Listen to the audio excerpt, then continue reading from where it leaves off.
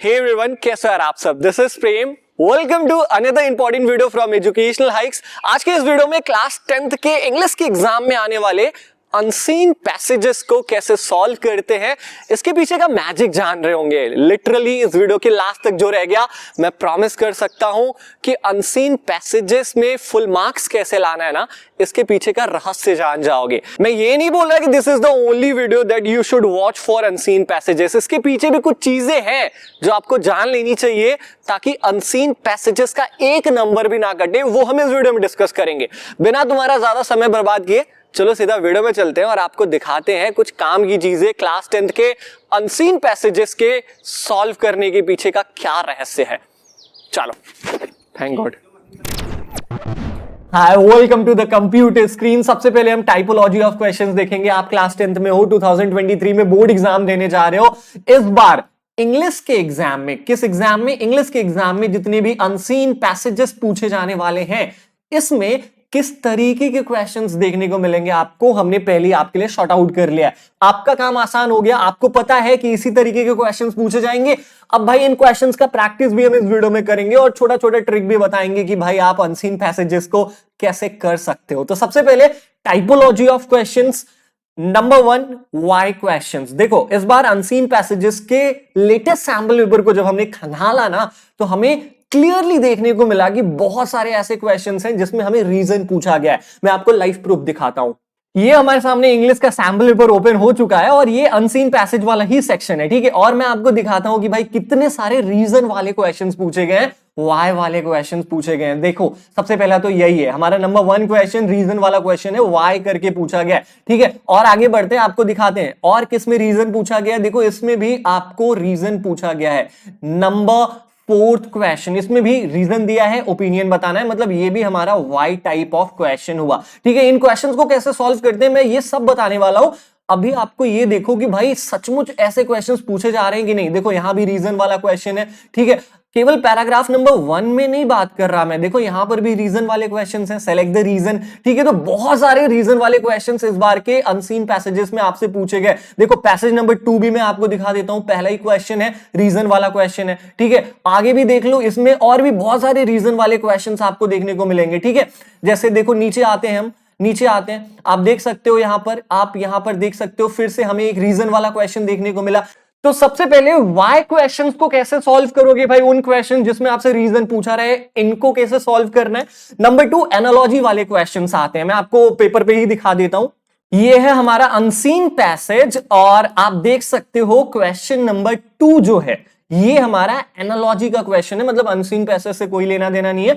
आप इस particular question में थोड़ा सा दिमाग लगा के इन क्वेश्चंस को कर सकते हो। केवल एक ही क्वेश्चन नहीं है, मैं आपको आगे भी दिखाता हूं कि भाई एनालॉजी बेस्ड क्वेश्चंस और भी पूछे गए हैं कि नहीं। देखो, पैराग्राफ नंबर 2 का भी हमारा ये वाला 3rd वाला क्वेश्चन आप देख सकते हो, दिस इज ऑल्सो एनालॉजी वाला क्वेश्चन, ठीक है। तो हमारा 2nd टाइप का क्वेश्चन हो गया एनालॉजी टाइप क्वेश्चंस। इस वीडियो में हम ये बात करेंगे कि इन क्वेश्चंस को आप कैसे सॉल्व कर पाओगे। नंबर 3, इन्फरेंस क्वेश्चंस होते हैं, ठीक है। अभी आप सैंपल पेपर में देखोगे कि भाई बहुत सारे ऐसे क्वेश्चंस हैं जिसमें आपको इन्फरेंस पूछा है, मतलब मीनिंग क्या है उस लाइन की, ये पूछा है। ऑप्शंस दिए गए हैं भाई, 1-2 नहीं बल्कि 4-4 ऑप्शंस दिए गए हैं। इन चारों ऑप्शन में से चूज कर लो कि गिवन टेक्स्ट में राइटर क्या कहना चाह रहा है, what writer wants to project, ठीक है। 3rd टाइप ऑफ क्वेश्चन हमारा ये हो गया। 4th टाइप ऑफ क्वेश्चन भाई ऐसे क्वेश्चन जिसमें जस्टिफिकेशन मांगे, सिमिलरिटी मांगे, एग्जाम्पल मांगे किसी एक पर्टिकुलर लाइन का। तुम्हें बिलीव नहीं हो रहा होगा, सीधा सैंपल पेपर में मैं आपको दिखा देता हूं, ठीक है। ये हमारा पहला अनसीन पैसेज है और देखते हैं कि भाई इसमें हमारा जस्टिफिकेशन, सिमिलरिटी वाले क्वेश्चंस हैं कि नहीं है। ये देखो, हमारा question number 5 of first paragraph, ये ऑफिशियल सैंपल पेपर है इंग्लिश का जो सीबीएसई ने रिलीज करा है 2023 बोर्ड एग्जाम्स के लिए। इसमें आप देख सकते हो सिमिलरिटी वाले क्वेश्चंस पूछे गए, जैसा हमने अभी आपको बताया। केवल 1-2 नहीं भाई, और भी क्वेश्चंस हैं, ठीक है। और भी हमारे पास क्वेश्चंस है। ये देखो, जस्टिफिकेशन मांग रहा है, ठीक है। मैंने बताया ना, जस्टिफिकेशन, सिमिलरिटी, एग्जाम्पल वाले क्वेश्चंस पूछे जाएंगे। ये देखो, जस्टिफिकेशन मांगा जा रहा है, 1-2 क्वेश्चंस नहीं और भी इस टाइप के क्वेश्चंस हैं, ठीक है। पैराग्राफ नंबर 2 में चलते हैं। पैराग्राफ नंबर 2 में चलते हैं, यहां पर भी आपको देखने को ऐसे क्वेश्चंस मिलेंगे। ये देखो आपको दिख रहे होंगे, ये देखो एग्जाम्पल वाले क्वेश्चन हमें देखने को मिले। मैंने बताया था ना, जस्टिफिकेशन, सिमिलरिटी, एग्जाम्पल वाले क्वेश्चन मिलेंगे।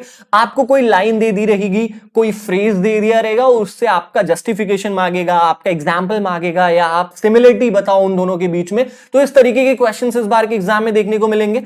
ठीक है, तो भाई इन क्वेश्चंस को भी तुमने देख लिया, इनको भी हम सॉल्व करना सीखेंगे आगे इसी वीडियो में। आगे चलते हैं, वन वर्ड सब्स्टिट्यूशन वाले क्वेश्चंस आपको मिलेंगे। मतलब आपको क्या दिया रहेगा ना, कि पूरी एक लाइन दे दी रहेगी, या 2 वर्ड दे दिया रहेगा, 3 वर्ड दे दिया रहेगा।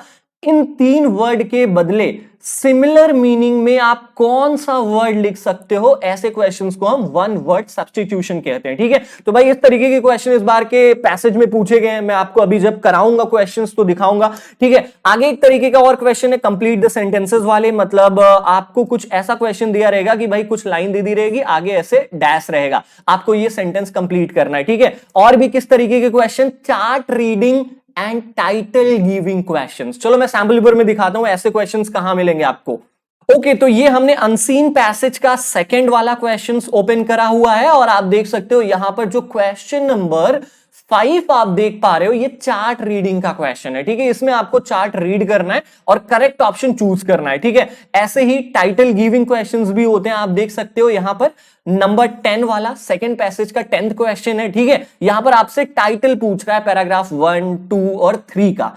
सो these are the type of questions जो इस बार के अनसीन पैसेजेस में सीबीएसई ने पूछे हैं, और इस बार बोर्ड एग्जाम जब देने जाओगे ना, जो पेपर आपको मिलेगा वहां पर भी इसी तरीके के क्वेश्चंस पूछे गए होंगे। अब बात आती है कि भाई इन क्वेश्चंस को हम सॉल्व कैसे करेंगे।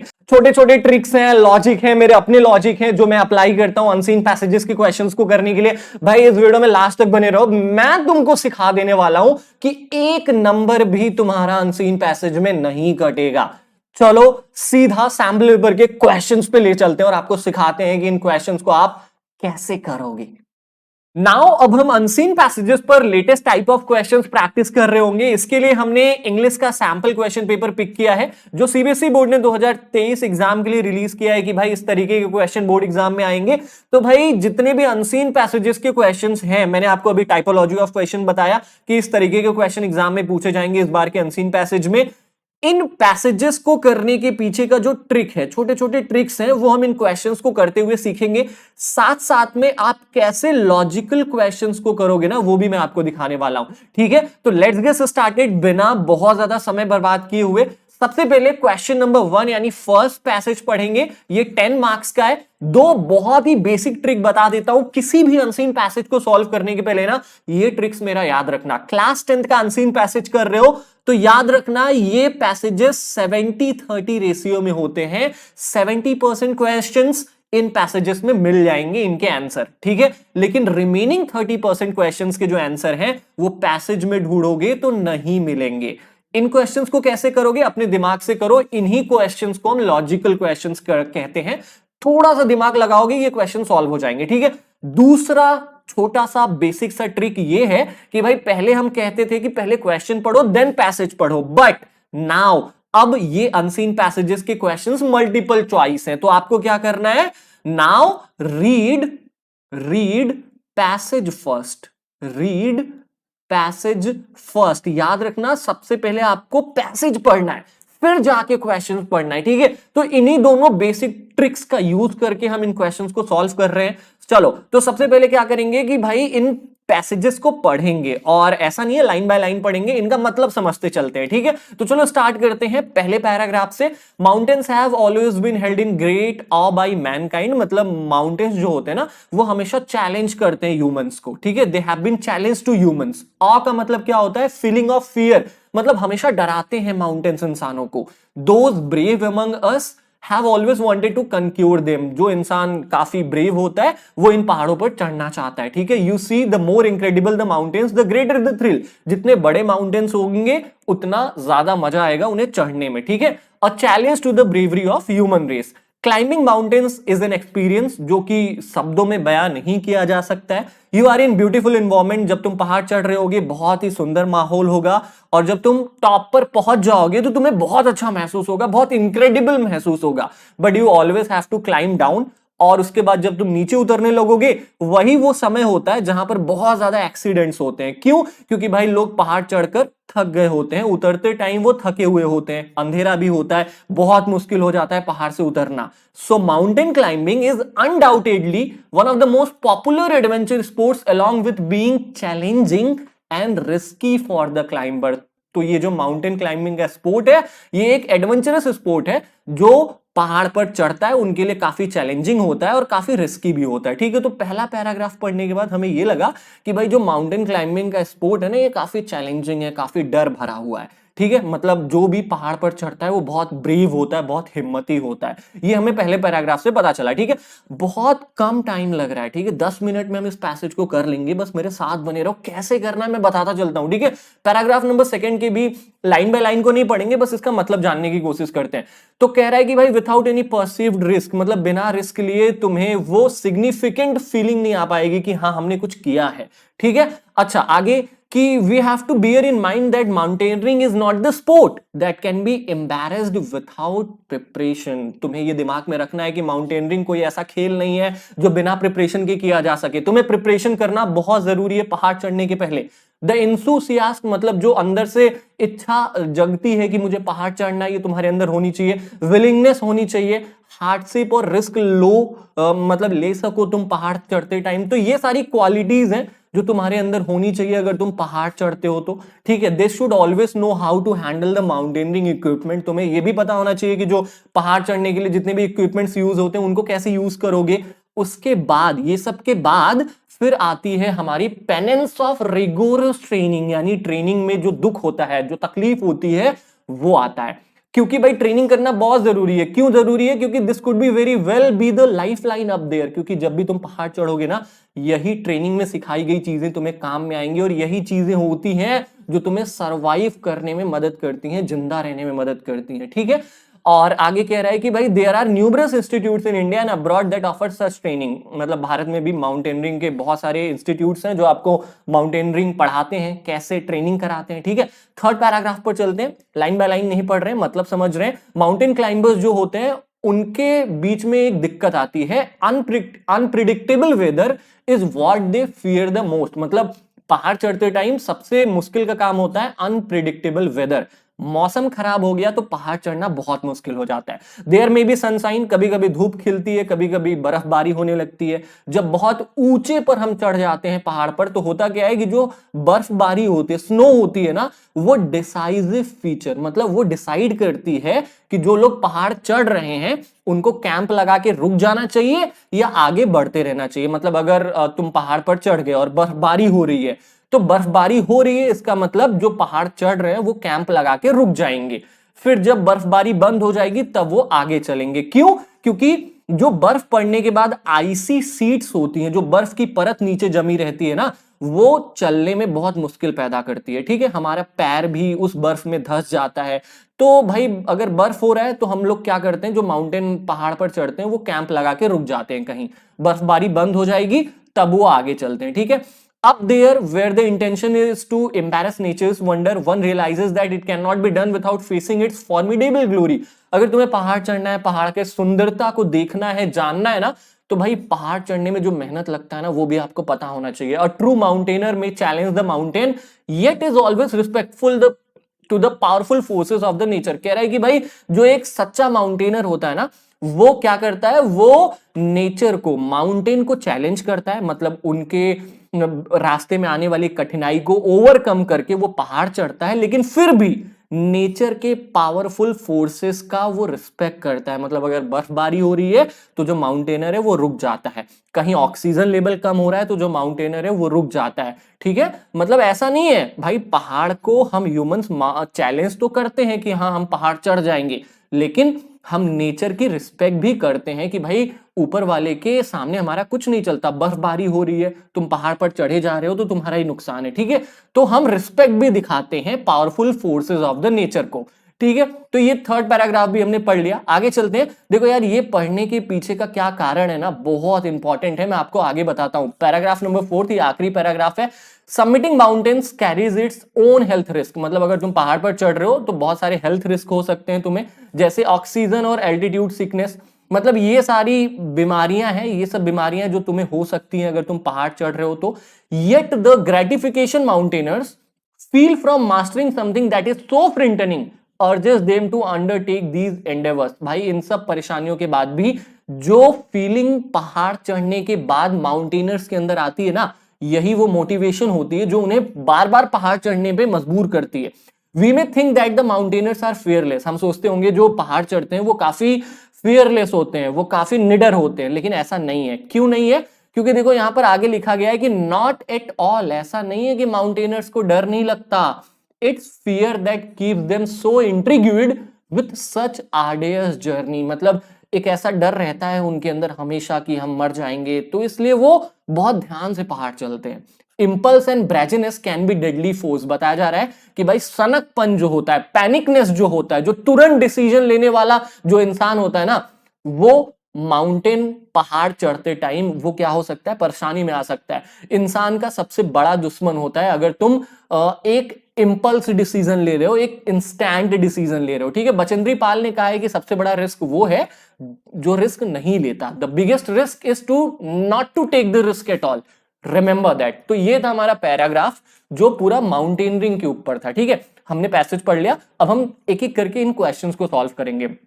हमारा सबसे पहला क्वेश्चन ये रीजन वाला क्वेश्चन है, पूछ रहा है कि why does the writer say that mountains inspire awe in humans. Writer ऐसा क्यों कह रहा है कि जो माउंटेन्स होता है वो ह्यूमंस को हमेशा ऑ करता है। ऑ का मतलब ह्यूमंस हमेशा माउंटेन्स चढ़ने से डरते हैं। ठीक है, ऐसा क्यों है? क्योंकि दे present us with opportunities for exciting sports. भाई माउंटेन को स्पोर्ट जैसा कुछ नहीं दिखाया गया है। माउंटेन चढ़ने के लिए हमेशा ट्रेनिंग की जरूरत होती है, इट्स नॉट द स्पोर्ट। ठीक है, तो ये वाला ऑप्शन तो नहीं होगा, इसके पीछे ये कारण नहीं है। They evoke the wish in us to master them. हाँ, ये कुछ कुछ लग रहा है। ठीक है, अच्छा, they inspire in us deeds of valour, they represent peace and calm to us. Question पूछ रहा है कि भाई हमेशा इंसानों को जो ये माउंटेन्स होता है ना, वो क्यों इतना आकर्षित करता है, क्यों इंसान माउंटेन पर चढ़ना चाहता है, क्यों उसे माउंटेन चढ़ने से डर लगता है, इसके पीछे का क्या कारण है?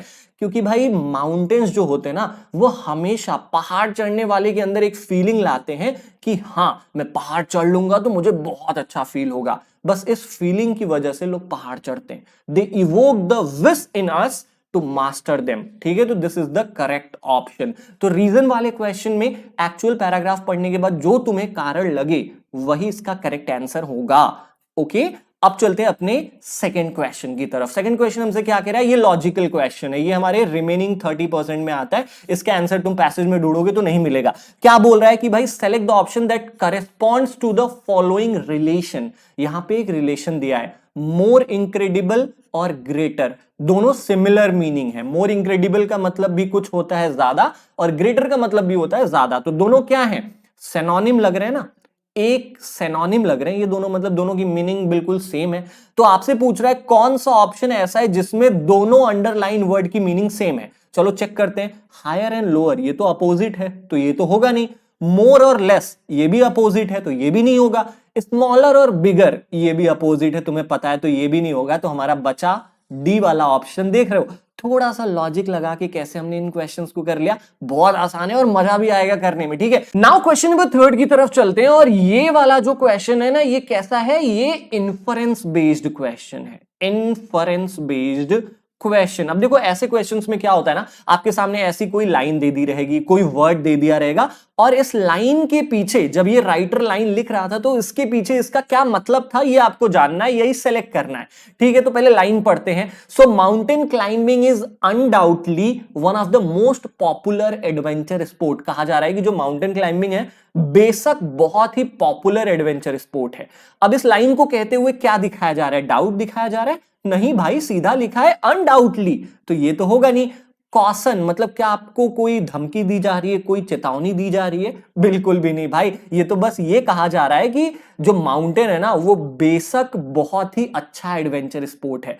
तो इस पर्टिकुलर लाइन में क्या दिखाया जा रहा है? कन्विक्शन दिखाया जा रहा है मेरे दोस्त। इसमें क्या दिखाया जा रहा है? डिटर्मिनेशन दिखाया जा रहा है, डिटर्मिनेशन दिखाया जा रहा है। इस लाइन को कहते हुए राइटर कह रहा है बेशक जो माउंटेन क्लाइंबिंग होती है वो बहुत अच्छा एडवेंचर स्पोर्ट है, तो इसमें ऑथर का डिटर्मिनेशन दिख रहा है।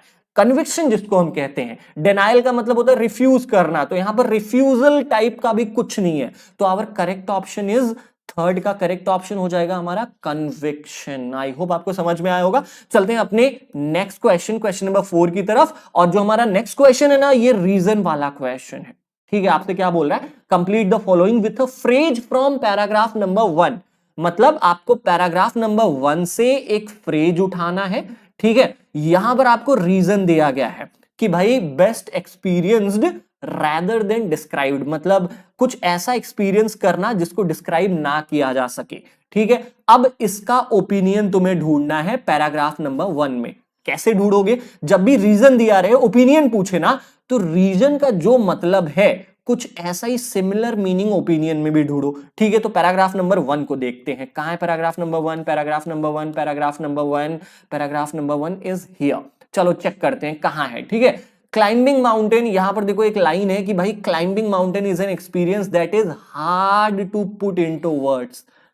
Climbing mountain is an experience that is hard to put into words. कुछ यही लाइन हमारा सिमिलर नहीं लग रहा उस लाइन से? फिर से देखते हैं, यहां पे लिखा है कि जो क्लाइंबिंग माउंटेन है वो एक ऐसा एक्सपीरियंस है जो शब्दों में बयान नहीं किया जा सकता। ठीक है, तो इस क्वेश्चन में भी कुछ ऐसा ही पूछ रहा है। इस क्वेश्चन में, क्वेश्चन नंबर 4 में भी यही पूछ रहा है ना कि best experience rather than describe, तो वही लाइन उठा के इस ओपिनियन वाले में तुम लिख दोगे। समझ में आ रहा है?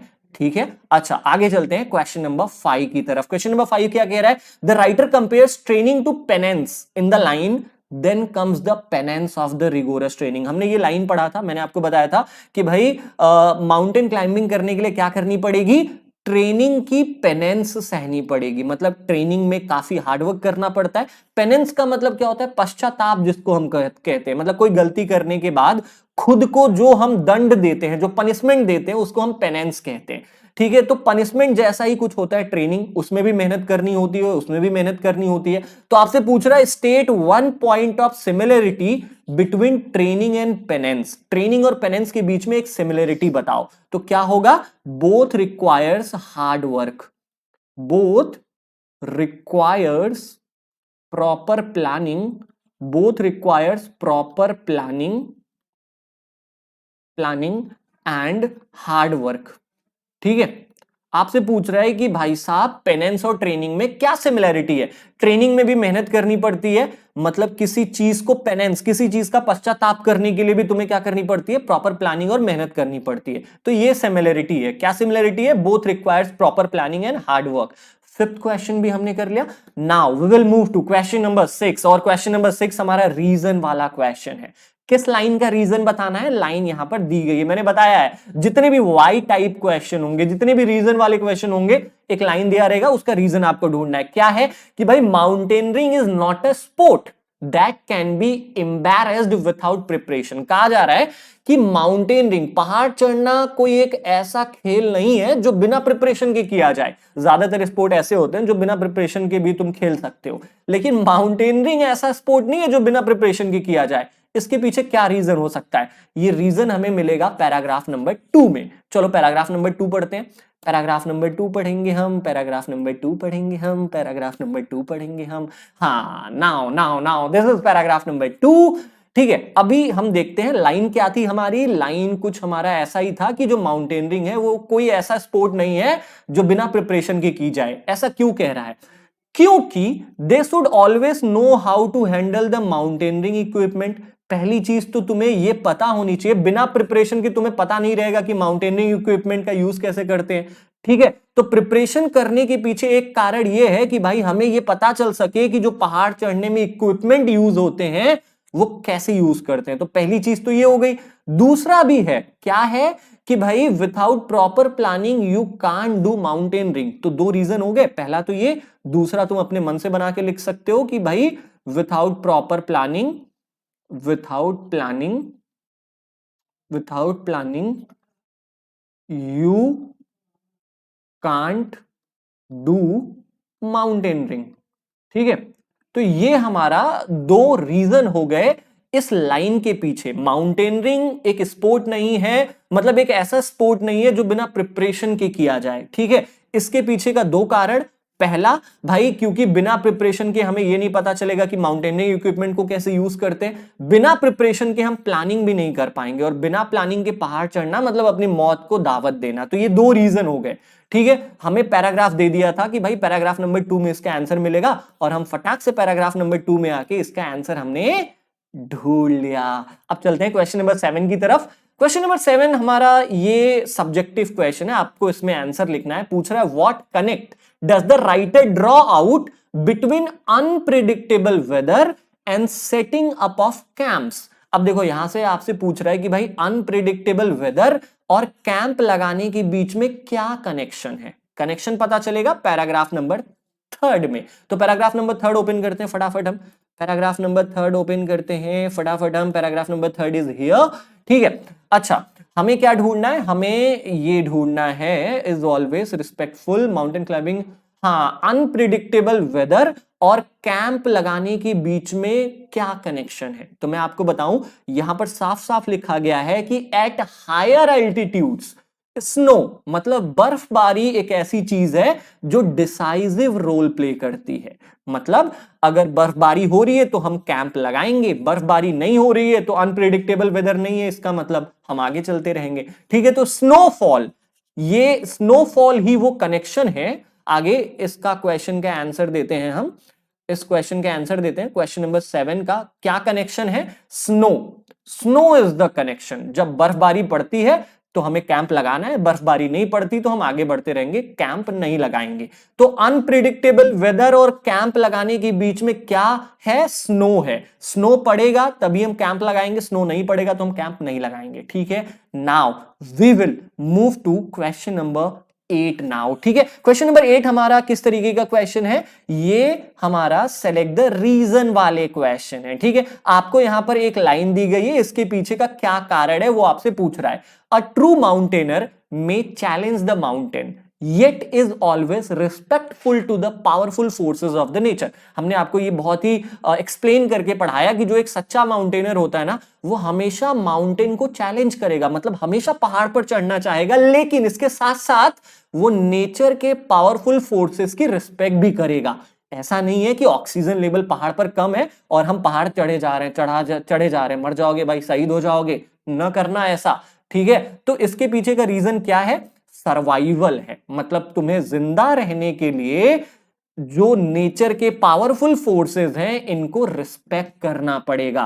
तो जिंदा रहना वो रीजन है जिसकी वजह से माउंटेनर्स को रिस्पेक्ट करना पड़ता है। किस चीज का?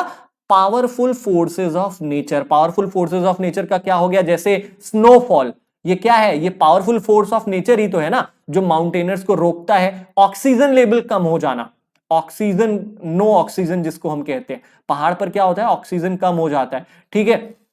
तो ये भी एक रीजन है।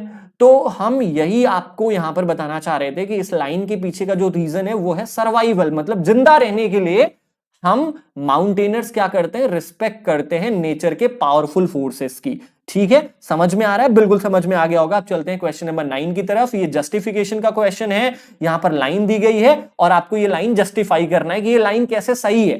कहा जा रहा है कि while mountain climbing an impulsive mountaineer is either disaster prone or as good as dead. कहा जा रहा है कि भाई जब आप पहाड़ चढ़ते हो, ठीक है, अगर आप पहाड़ चढ़ रहे हो और आप एक इंपल्सिव माउंटेनर हो, इंपल्सिव माउंटेनर का मतलब क्या होता है? जो तुरंत डिसीजन ले, ठीक है, जो सनकी जिसको हम कहते हैं। अगर आप कोई ऐसे व्यक्ति हो जो तुरंत डिसीजन ले रहे हो पहाड़ पर चढ़ते टाइम, तो इसका मतलब यह है या तो तुम्हें अपने मौत से डर नहीं लगता या तो तुम ऑलरेडी मर चुके हो, ठीक है। अब इस चीज को जस्टिफाई करो एक रीजन देके। क्या जस्टिफिकेशन हम दे सकते हैं? चलो पहले हम इसको पढ़ते हैं कि व्हाइल माउंटेन क्लाइंबिंग, जब तुम पहाड़ चढ़ रहे होगे तो तुम्हारा इमीडिएट डिसीजन तुम्हें मार सकता है, तुम्हें जिंदा नहीं छोड़ेगा। अगर तुमने कोई गलत डिसीजन ले लिया, तुरंत ले लिया, मतलब मान लो बर्फबारी हो रही है और तुम कहे कि नहीं मुझे चलना है चलना है, ये इंपल्सिव माउंटेनर हो गया, वहां पर तुम मर जाओगे, ठीक है। तो इस लाइन को जस्टिफाई करने के लिए एक रीजन देना है हमें। क्या reason they?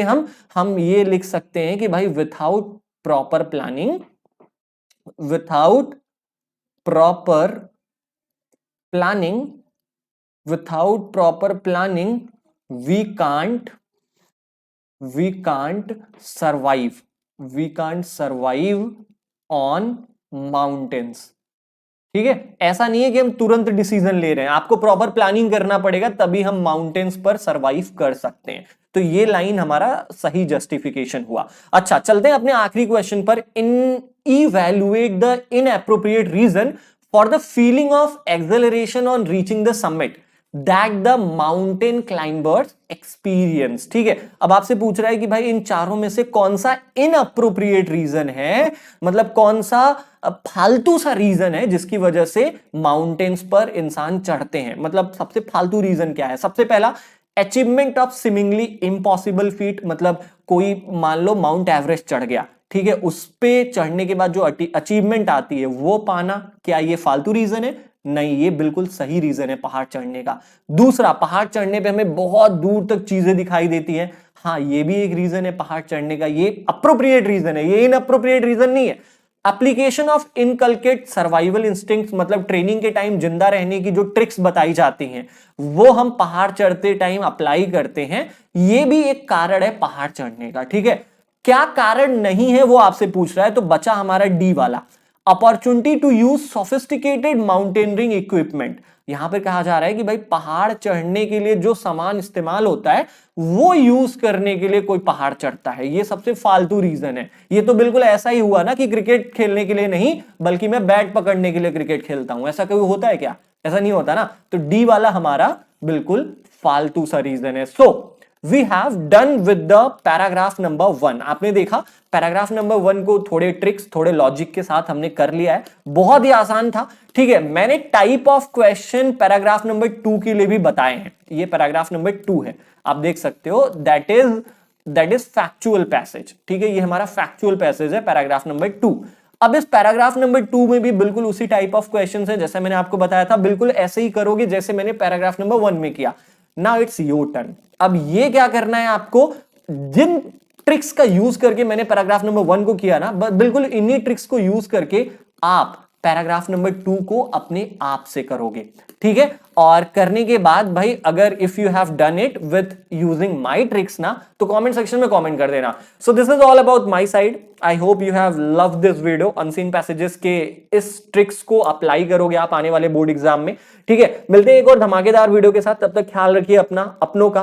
Bye bye, take care, love you all और जय हिंद।